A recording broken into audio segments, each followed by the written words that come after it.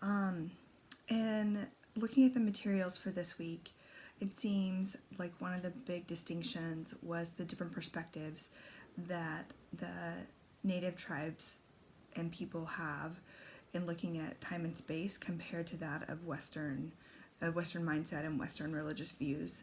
One of the main things that was discussed was the difference between kind of the Western prioritization on time, or temporal perspective, and the native people's perspective was more about space, and was more spatial.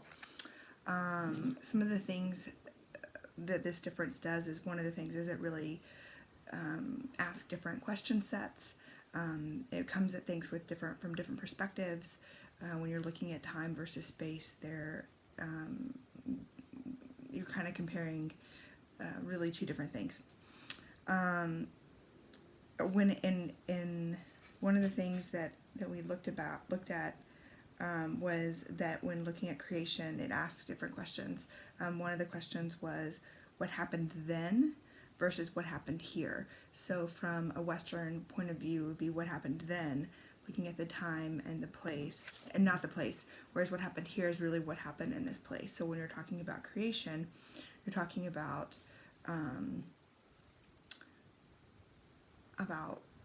what was happening in what time, and what was the timeline, and what was the linear progression of things, whereas what happened here is less concerned about a linear time frame or a linear point of view, and more concerned about the space and the things that went into making of the space.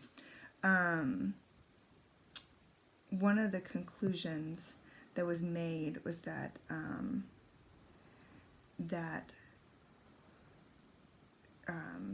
from the native perspective, space precedes time, and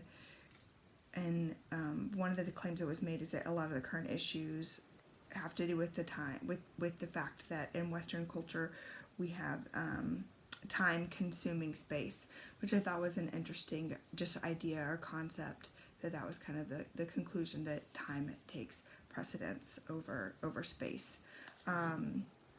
I think that from the Christian point of view, some things that and the Western point of view, looking at a time, a temporal perspective, and it is very linear, and things become kind of black and white. So you have good versus evil is kind of one of the main questions or main concerns. The earth itself doesn't matter as much.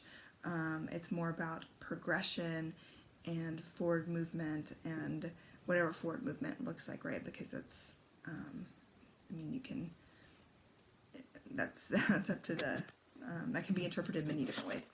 But the native perspective is looking at things from a different point of view, instead of kind of an ethics that revolves around progression and good versus evil. It's more about what is good for the community, what is good for kind of for the collective, and so progress is not as important as presence. So it's more important to look at what's impactful for the people and places that we're at now, and not from like a linear progress, but more from to look at what's impactful for the people and places that we're at now, and not from like a linear progress, but more from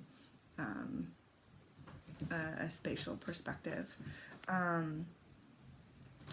One of the examples that was used was the flood. I thought that was a pretty persuasive perspective, in that if you're looking at the Christian perspective and the Western perspective of a flood, then you have a situation where across different time periods, different cultures, different places in the world, the same story is being repeated, whereas if you're looking at more of a spatial perspective, it just changes the way you interpret that story, and actually kind of gives it more weight when you look at it from a spatial perspective, as opposed to a linear time-based perspective. I didn't do a very good job explaining that, but hopefully you understand what I'm trying to say there. I did want to point out one thing that I thought that I maybe kind of didn't necessarily agree with, and that was, while I do think that Western culture and especially American culture is very linear and very based on time, I do think that Christianity tends to be that way as well. However, I don't think that it totally alienates itself from space. I think in Christianity there's definitely groups within Christianity where space is really important, and you can see that in the cathedrals that have been built in the Middle Ages, and there's people are still going to Notre Dame is one that comes to mind immediately, but St. Pete's Cathedral. There's just a bunch of places that I think where there's significant space for Christianity, and that that's important in those places as well.